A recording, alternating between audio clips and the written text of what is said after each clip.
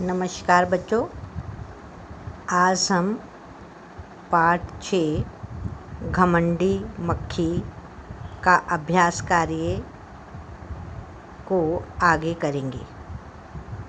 अब आ जाइए page number आप 24।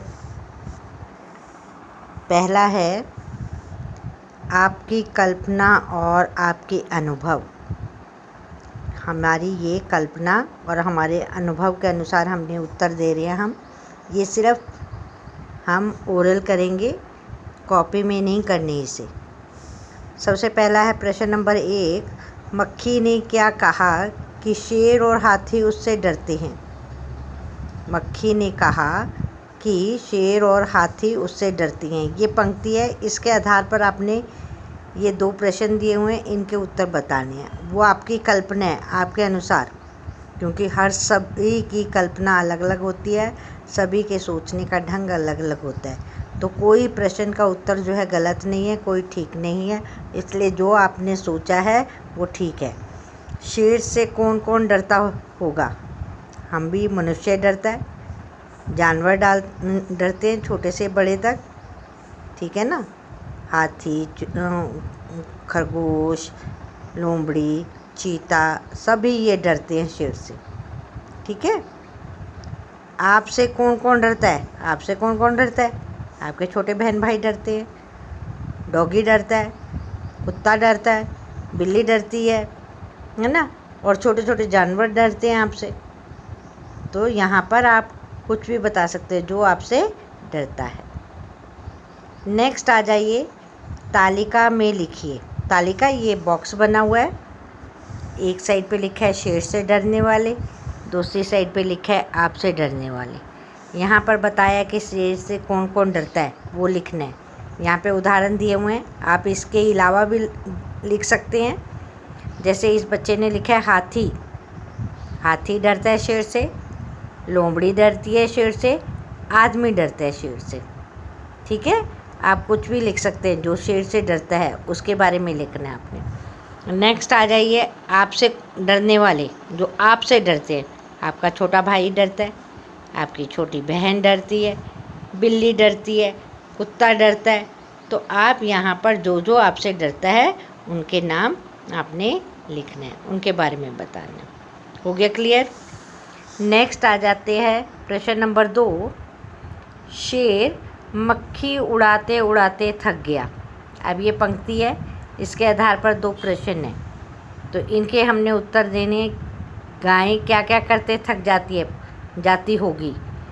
तो गाय के बारे में बताने कि गाय क्या क्या काम करते हुए थक जाती है। दूसरा है, आप क्या क्या करते थक जाते हैं, कि हम जो है आप किस किस चीज़ों से थक जाते हैं। अब यहाँ फिर तालिका दी हुई है, तालिका में लिखिए। एक तालिका, ये बॉक्स बना हुआ है गाय, दूसरी साइड पे लिखा है आप। कि पहले बताना है हमने गाय किस किस चीज़ में क्या क्या काम करते हुए थक जाती होगी, फिर दूसरी साइड पे आप क्या क्या काम करते हुए थक जाते हैं, ठीक है। यहाँ पर लिखा हुआ है गाय क्या करती हुई है, पूँछ हिलाते हुए थक जाती है, हिलाते हिलाते थक जाती है। गाय चबाते चबाते थक जाती होगी, है ना, खड़े रहते रहते थक जाती है। तो आप कैसे लिखेंगे? पूँछ हिलाते हुए, चबाते चबाते और खड़े रहते हुए, ठीक है। तो दूसरी साइड पे आपने लिखना है आप कैसे थक जाते हैं? खेलते खेलते थक जाते हैं, काम करते हुए थक जाते हैं, पढ़ते हुए थक जाते हैं। सबसे पहली बात है, पढ़ते हुए तो सबसे पहले थकते हैं, है ना, बोर हो जाते हैं। तो यहाँ पर हमने अपने बारे में बताना है और गाय के बारे में बताना है कि गाय कैसे थक जाती है, कब थक जाती है और आप कब थक जाते हैं। नेक्स्ट आता है कहानी ही कहानी। कहानी ही कहानी। प्रश्न नंबर 1 देखिए, मक्खी को ध्यान में रखकर कहानी का नाम घमंडी मक्खी रखा गया है। यदि कहानी को हाथी और लोमड़ी को ध्यान में रखकर लिखा जाता तो कहानी के क्या क्या नाम हो सकते थे? कोई 2 नाम लिखिए। अगर हाथी हमने घमंडी मक्खी को देखकर हमने घमंडी मक्खी लिख दिया, लेकिन कहानी में अगर हम क्या करते कि कोई और दो नाम लिखने होते, लोमड़ी और हाथी को देखकर, तो हम लिखते घमंडी लोमड़ी, दूसरा ताकतवर हाथी या घमंडी हाथी, कुछ भी लिख सकते हैं। ठीक है। नेक्स्ट आता है प्रश्न नंबर 2। मक्खी मकड़ी के जाल पर हमला करती है और जाल में फंस जाती है। वह जाल से बाहर निकलने की बहुत कोशिश करती है, लेकिन निकल नहीं पाती। फिर क्या हुआ होगा? अपने शब्दों में कहानी सुनाइए। अगर मक्खी जो है मकड़ी के जाल में हमला करती है और उसमें फंस जाती है, वह जाल से बाहर नहीं निकल पाती, बहुत कोशिश करती है लेकिन निकल नहीं पाती, तो फिर क्या हुआ होगा? और अपने शब्दों में बताना है हमने, कहानी लिखनी कि जब मक्खी कोशिश करेगी तो क्या हुआ होगा।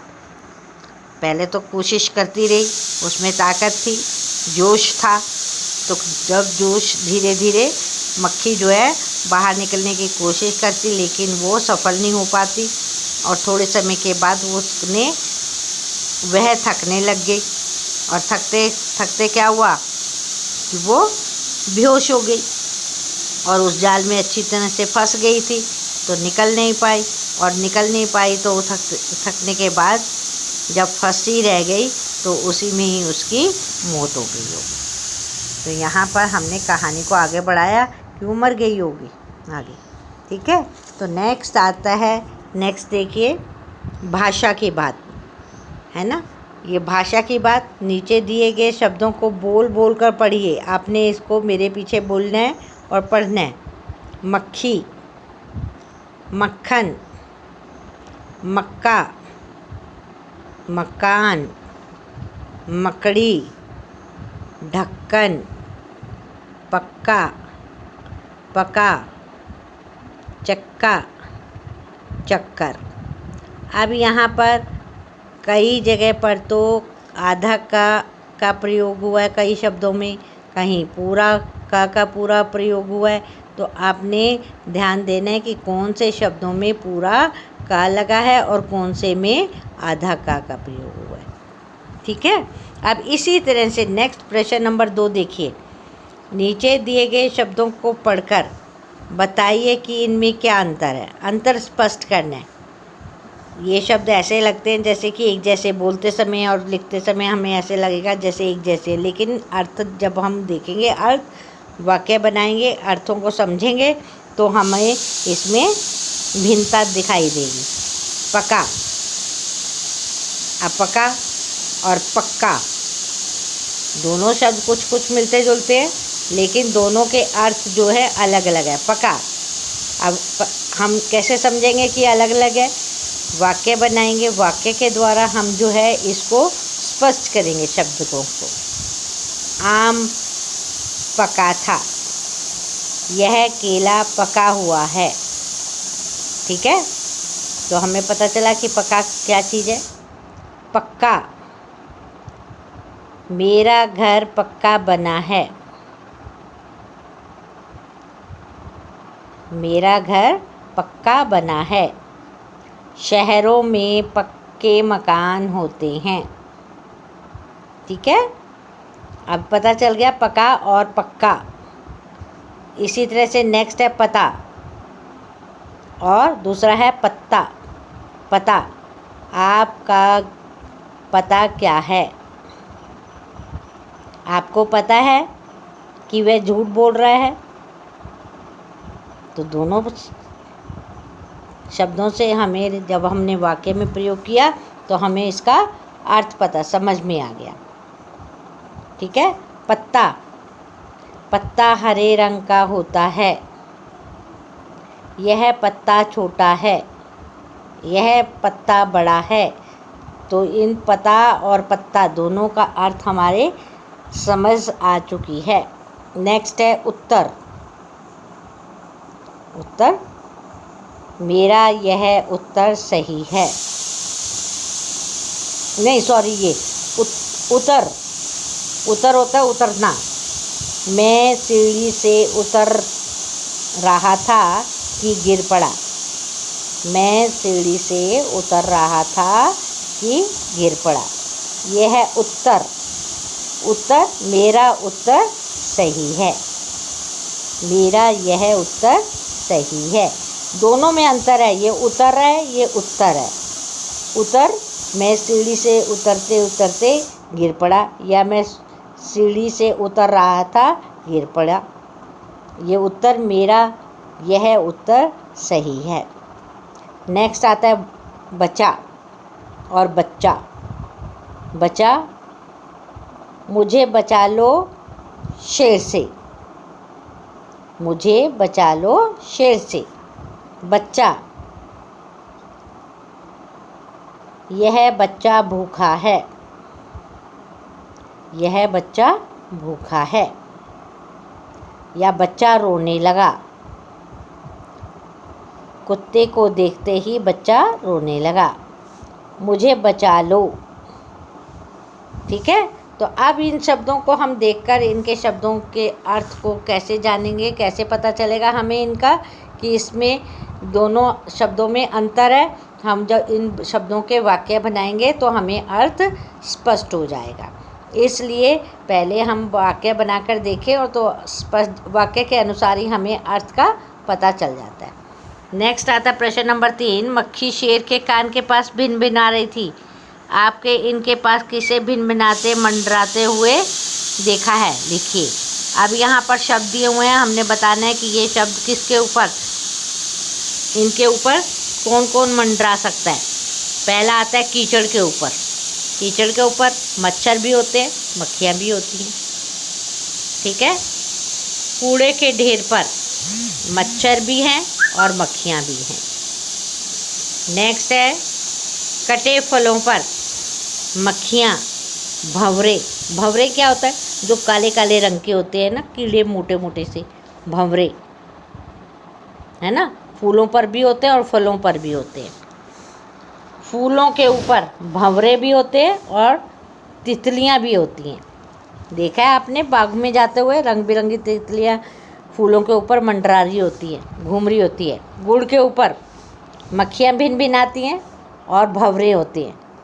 ठीक है, तो आपको पता चल गया कि इनके ऊपर कौन कौन सी चीज़ों को, कीचड़ के ऊपर कौन मंडरा रहा होता है, कूड़े के ऊपर कौन है, कटे फलों पर, फूलों पर, और गुड़ के ऊपर कौन कौन मंडराते हैं या भिन भिनाते हैं।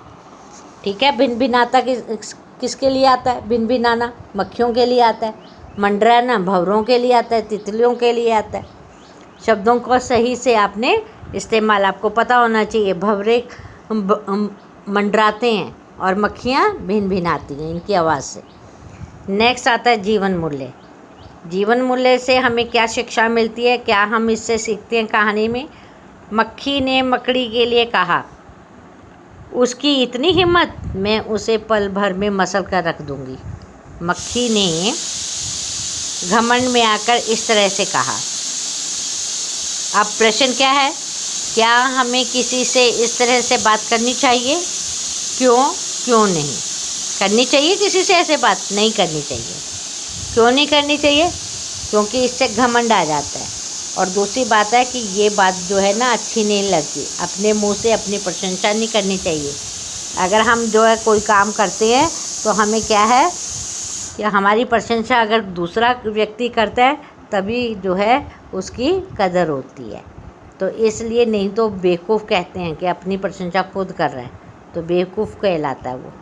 तो इसलिए हमें कभी अपने ऊपर घमंड नहीं करना चाहिए और अपनी हैसियत के अनुसार ही बोल बोलने चाहिए, बड़े बोल नहीं बोलने चाहिए। ठीक है, तो हमें यहाँ पर हमें ये शिक्षा मिलती है। अब नेक्स्ट आ जाइए पेज पर। कुछ करने के लिए, कुछ करने के लिए यहाँ पर मक्खी को गुड़ तक पहुँचाइए। ये एक पजल बनी हुई है, पजल बनी हुई है ना, ये येलो कलर का, पीले कलर का रास्ता है, ग्रीन बॉक्स बना हुआ है, भूल भुलैया बना हुआ है। भूल भुलैया यानी कि मक्खी रास्ता भूल गई है। यहाँ से ये मक्खी जो है रास्ता भूल गई है और इसने कहाँ तक जाना है, गुड़ तक जाना है। ये गुड़ है, ये मक्खी है, आपने इसको रास्ता दिखाना है। चलो करके देखते हैं। ये यहाँ से मक्खी चली, यहाँ गई, यहाँ गई, ये गई, ऐसे ऐसे ऐसे ऐसे, फिर ऐसे, फिर ये ऐसे। हमने मुड़ना नहीं, चलते जाना है, ऐसे ऐसे ऐसे। ये फिर हम ऐसे ऐसे मुड़ेंगे तो फिर हम निकल नहीं पाएंगे, इसलिए हम चलते जाएंगे, चलते चलते ये ऐसे ऐसे। और ये जो है हम मक्खी कहाँ पहुँच गई? गुड़ के ऊपर पहुँच। ठीक है, कर लोगे आप। ये पेंसिल से आपने करना है, आपने इस भूल भुलैया में रास्ता ढूंढना है कि मक्खी गुड़ तक कैसे पहुँच सकती है बिना रास्ते को भूले हुए। तो ये आपके लिए कार्य है जो आपने इसको करना है। आज यहाँ पर ये समाप्त होता है, कल हम फिर मिलेंगे। तब तक के लिए धन्यवाद।